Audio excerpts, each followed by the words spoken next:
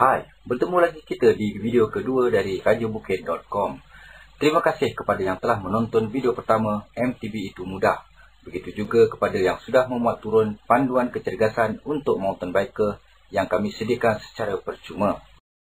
Sejak terbitnya video dan panduan tersebut, pihak kami menerima beratus-ratus hit dan berpuluh download setiap hari, termasuk juga komen-komen positif yang kami terima. Kami mengucapkan setinggi-tinggi penghargaan kepada yang memberi maklum balas dan sedia berkongsikan laman web ini sama ada di Facebook ataupun melalui bautan video di YouTube. Di video yang lalu, anda telah didedahkan dengan sebahagian perkara asas yang perlu diketahui oleh setiap mountain biker.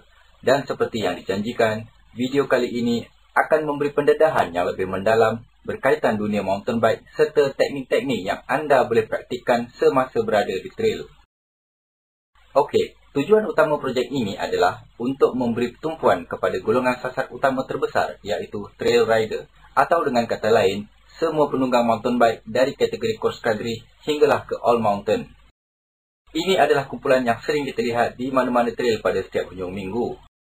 Secara umumnya, trail yang terdapat di Malaysia kebanyakannya adalah double track, single track dengan sedikit bahagian yang teknikal di kawasan-kawasan tertentu, dari kebun getah, kelapa sawit ataupun hutan simpan. Pelbagai basikal yang digunakan dari hardtail hinggalah ke full suspension. Namun secara sedar atau tidak, ramai mountain biker lebih melupakan kepada dua aspek dalam tunggangan mereka, iaitu basikal dan kecergasan. Pergilah ke mana-mana kedai basikal dan perhatikan apakah persamaan yang mereka cari. Ya, tidak kira bagaimana tahap kecergasan mereka, apa yang akan mereka cari ialah barang basikal, tukar fork, upgrade brake, beli crank atau barang-barang yang bling-bling untuk menghiasi basikal mereka. Dan kita mungkin akan menghabiskan beratus-ratus ringgit, bahkan ada yang beribu semata-mata untuk mendapatkan barang yang paling best. Tetapi, bila tiba masa untuk menunggang di trail, hakikatnya, kebanyakan kita masih dengan corak tunggangan yang sama seperti sebelumnya. Mungkin akan ada yang menjadi lebih berani dan yakin untuk menunggang lebih laju, kerana barang mahal tentulah lebih sedap dan selesa. Tetapi apabila sampai ke kawasan downhill yang curam atau mungkin dipenuhi akar, kebanyakannya tetap akan menjadi seperti sebelumnya, iaitu turun dan tolak. Jadi, apakah perkara yang kurang sehingga keadaan ini berlaku? Adakah kerana kekurangan kecergasan? Atau perlukan upgrade lagi kerana barang kurang power? Atau kerana basikal tidak sesuai dan perlu tukar frame? Anda boleh menghabiskan semua wang dan dapatkan semua barang yang paling mahal. Namun dalam kebanyakan kes, ianya tidak akan mengubah apa-apa. Kerana jika anda mempunyai masalah seperti yang dinyatakan tadi, ianya adalah berpunca kerana anda kekurangan kemahiran teknikal. Tanyalah kepada mana-mana mountain biker, di mana bahagian trail yang paling menyeronokkan dan rata-rata akan menjawab downhill. Namun, begitu ramai yang terpaksa menolak bila tiba di bahagian ini, walaupun mempunyai minat. Ini kerana tiadanya keyakinan ataupun tiada kemahiran untuk melakukannya. Jadi, apakah kepentingan mempelajari kemahiran teknikal dan bagaimana ia mampu mempengaruhi tunggangan anda? Bagi menjawab persoalan ini, biar kami kongsikan satu kisah berkaitan seorang mountain biker. Ramai yang terlibat tanpa banyak rintangan dan masalah, namun ada juga yang terjadi sebaliknya, seperti kisah yang akan dikongsikan ini.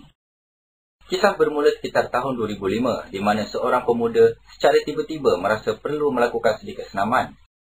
Tanpa sebarang pengetahuan tentang basikal bukit, beliau terus berfikir untuk membeli sebuah liran yang bernilai sekitar 200 hingga 300 ringgit. Kebetulan sebelum sempat membelinya, beliau telah bertemu seorang rakan lama yang berkebetulan telah mempunyai sebuah mountain bike. Lalu atas cadangan sahabat beliau itu, beliau lalu pergi ke sebuah kedai basikal yang cukup popular di Taman Tun untuk membeli mountain bike sebenar.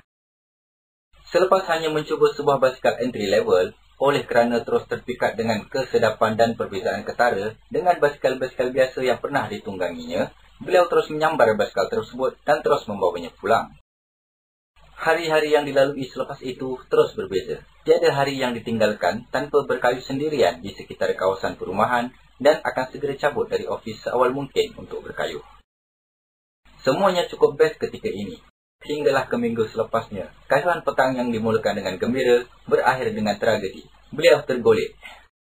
Tergolek dengan cukup kuat sehingga beliau hanya mampu duduk dan tunduk ke lutut selama beberapa minit menahan kesakitan. Semuanya gara-gara terlalu bersemangat untuk melakukan aksi lompat seperti yang sering dilihatnya di majalah-majalah mountain bike.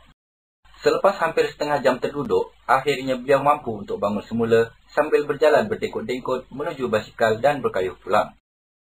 Keesokannya, keadaan menjadi lebih teruk. Kesan jatuh menyebabkannya tidak mampu membengkokkan kaki. Pinggangnya pula mula membengkak dan dapat dilihat dengan jelas di hadapan cermin yang pinggang bahagian kirinya lebih besar daripada kanan. Bulan pertama selepas kejadian itu telah dihabiskan oleh beliau dengan berjalan seperti robot kerana amat sukar untuk menggerakkan kakinya. Dan 2 bulan selepas kejadian tersebut, barulah beliau pulih seperti biasa.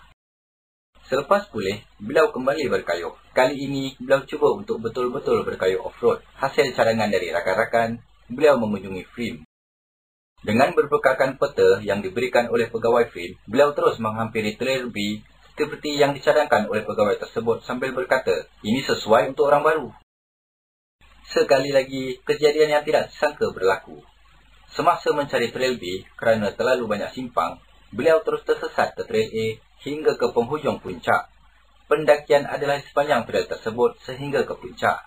Kerana kepenatan dan tidak larat untuk meneruskan pendakian, beliau lalu terduduk keseorangan di dalam hutan tersebut sambil menyumpah-nyumpah pegawai FRIM yang mencadangkan laluan tersebut. Kecewa dan keliru dengan laluan tersebut, beliau lantas berpatah balik dan ketika itulah beliau terserempak dengan simpang lain yang dipercayai inilah Trail B yang sebenar. Beliau lantas memasuki trail tersebut. Permulaannya okey sahaja, namun lama-kelamaan laluan dipenuhi akar melintang sehingga setinggi setengah kaki dan bersebelahan pula dengan gaung. Selepas beberapa kali tersangkut pedal ke akar dan hampir tergolek ke gaung, beliau akhirnya terduduk di satu bahagian batu besar dengan laluan menuju ke atas dan pasti perlu menolak. Untuk pengetahuan, ini adalah laluan yang kini dikenali sebagai Dream Trail pada tahun 2005 dan ianya tidaklah boleh ditunggangi seperti sekarang ini. Selepas terkebil-kebil melihat laluan tersebut, beliau mula berfikir, jika inilah yang dinamakan mountain bike, climb yang tidak habis-habis dan kena tolak basikal di laluan begini, baik aku kayuh di tepi taman sahaja.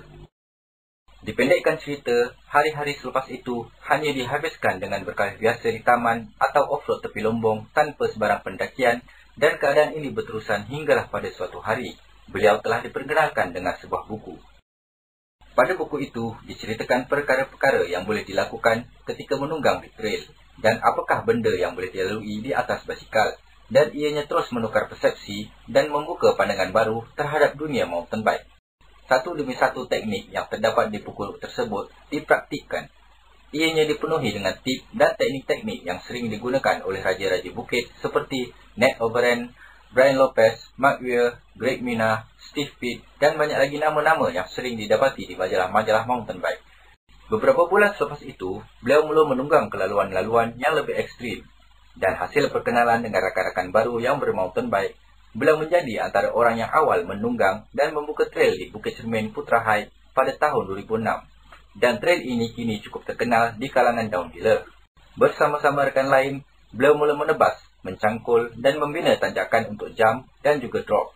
Semua jenis jump, drop, laluan di celah-celah pokok telah dicuba dengan jayanya. Dari jump setinggi 1,5 kaki, 3,5 kaki, hingga ke drop yang berketinggian 5 kaki. Mungkin anda tertanya-tanya, siapakah rider tersebut? Beliau sebenarnya adalah rider-rider biasa seperti kebanyakan kita juga. Dan beliau merupakan salah seorang kru yang terlibat dengan rajabukit.com. Dan seperti rider-rider yang lain juga, anda boleh melihat kelibat beliau menghabiskan masa hujung minggu berkayuh di sekitar Lembah Kelang. Segala apa yang mampu atau boleh beliau lakukan adalah tidak penting sama sekali. Apa yang penting ialah perkara yang cuba disampaikan melalui kisah ini, iaitu bagaimana seorang rider biasa yang tidak tahu apa-apa boleh memperbaiki tunggangannya dengan mempelajari teknik-teknik yang betul untuk melakukannya. Dan teknik-teknik ini jugalah yang kami namakan sebagai Trail Rider Blueprint. Di blueprint ini tersenarai segala rahsia Raja Bukit dan teknik yang diperlukan untuk melayan apa juga trail tidak kira di mana sekalipun. Ia dibahagikan dan ditunjukkan secara langkah demi langkah bagaimana untuk melalui sesuatu keadaan atau halangan yang ada di trail. Kami berkongsikan perkara ini kepada anda selepas mendapati kurangnya bahan-bahan seperti ini yang lengkap dalam bahasa Melayu. Hasil kajian dan pengumpulan bahan-bahan sampingan yang berkaitan dengan sokongan dan bantuan rakan-rakan, akhirnya ia dapat direalisasikan dan dipersembahkan kepada anda. Secara umumnya, semua teknik tersebut boleh dibahagikan kepada 3 bahagian utama, iaitu scanning, reading dan timing. Scanning bermaksud anda perlu melihat jauh ke hadapan trail sekitar 10 kaki hingga ke 100 kaki, bergantung kepada keadaan dan persekitaran trail. Lihat apa yang ada di hadapan anda seperti keadaan permukaan trail, selekoh, bentuk-bentuk halangan atau apa sahaja yang ada di sepanjang trail yang akan anda lalui. Ini penting supaya anda sentiasa peka kepada keadaan bahaya yang mungkin ada di hadapan anda, yang mungkin di luar kemampuan anda untuk melaluinya. Reading pula adalah membaca trail. Adakah permukaan yang akan anda lalui itu basah atau kering, punya cengkaman yang baik atau tidak? Adakah selekoh yang akan anda lalui itu rata, off-camber atau mempunyai berm? Kemampuan membaca trail dengan baik adalah perlu untuk menentukan laluan ataupun line yang akan anda ambil. Timing pula adalah sangat kritikal. Ia adalah jangkaan masa untuk anda mempraktikkan segala teknik-teknik raja bukit yang ada. Hasil kemampuan anda membaca trail, anda akan dapat mengagak bilakah masa yang sesuai untuk membrek, mencontohkan basikal untuk mengambil selekoh, melompat untuk mengelapasi halangan berbatu, dan banyak lagi. Kebanyakan mountain biker tidak mempunyai masalah untuk melihat atau membaca trail. Namun kebanyakannya akan mempunyai masalah untuk timing. Mungkin kerana tidak banyak yang mampu di timing selain menarik brek belakang seawal mungkin dan menyeret tayar di sepanjang laluan turun. Atau berhenti di bahagian yang mula menakutkan mereka dan kembali menunggang apabila segalanya sudah clear. Pada bahagian inilah pentingnya untuk anda mempelajari teknik-teknik tunggangan yang betul, supaya tunggangan anda lebih menyeronokkan dan menjadi lancar di mana-mana bahagian trail tanpa perlu berhenti atau menolak. Untuk lebih memahami perkara ini, pihak rajabukit.com telah menyediakan satu senarai yang dipanggil Trail Rider Checklist. Anda boleh download senarai ini secara percuma melalui link di bawah video ini. Pada senarai ini, anda boleh melihat bentuk-bentuk halangan yang ada di trail dan cara melepasinya, dan bandingkannya dengan diri anda. Adakah anda boleh melakukan seperti yang dinyatakan pada checklist tersebut? Anda mungkin pernah mendengar pepatah yang menyatakan, jika mahu menyelesaikan masalah, ketahui apa masalah anda dan cari penyelesaiannya. Jadi, dengan Trail Rider Checklist yang disediakan, adalah diharapkan anda dapat mengetahui di mana masalah atau kekurangan anda, dan kami akan membantu anda menyelesaikannya. Dengan itu, anda boleh menjimatkan masa dan wang dari membeli barangan yang tidak perlu atau terlalu mahal. Kerana perkara pokok di sini adalah kemampuan anda sebagai rider dan bukan basikal anda. Sebagai contoh, anda boleh melihat mana-mana juara mountain bike profesional. Adakah mereka menunggang basikal yang terbaik di dunia? Jawapannya adalah tidak. Apa yang mereka lakukan adalah menyesuaikan diri dengan basikal yang diberikan oleh syarikat penaja mereka, lalu mensetapnya mengikut kesukaan dan kesesuaian corak tunggangan mereka, kerana mereka tahu apa yang mereka mahukan. Selebihnya adalah bergantung kepada kecergasan dan kemahiran mereka. Begitulah juga dengan anda. Hanya setelah anda mahir dengan segala teknik tunggangan yang betul, maka barulah tiba masanya yang sesuai untuk anda mula berbelanja untuk upgrade atau menukar frame. Pada tahap ini, anda sudah pun tahu apa kategori tunggangan yang anda betul-betul minati kerana anda sudah tahu apa yang perlu dilakukan. Jika anda lebih berminat untuk berkayuh dan memasuki perlombaan cross country, carilah basikal yang ringan, pasangkan stem yang panjang, dan gunakan tayar dan rim yang ringan, dan masuklah mana-mana perlombaan yang anda mahu. Jika anda lebih sukakan kayuhan bersahaja, mampu untuk mendaki, tetapi mahu lebih berseronok ketika downhill, carilah trail bike atau all mountain dengan stem sederhana pendek dan handlebar yang lebih lebar. Pilih basikal yang mempunyai head angle yang flat serta chassis yang lebih pendek dan pasangkan tayar 2.3. Dan jika anda lebih sukakan aksi ngeri menuruni bukit pada kadar kelajuan yang mampu meninggalkan jantung anda ke belakang, belilah full face dan Fox 40. Jika anda mempunyai kemampuan kewangan yang lebih, anda boleh memasang dua basikal yang mempunyai setup berlainan seperti cross country dan downhill untuk disesuaikan dengan corak tunggangan yang anda minati. Anda boleh menggunakan basikal XC tersebut untuk latihan stamina dan basikal downhill anda untuk berseronok menuruni bukit. Okey, video seterusnya selepas ini akan menunjukkan lebih lanjut bagaimana untuk memperbaiki teknik-teknik tunggangan anda mengikut kemampuan anda. Anda boleh mulakan dengan teknik yang paling asas dan kemudian lanjutkannya ke tahap seterusnya. Berjumpa lagi di video yang akan datang.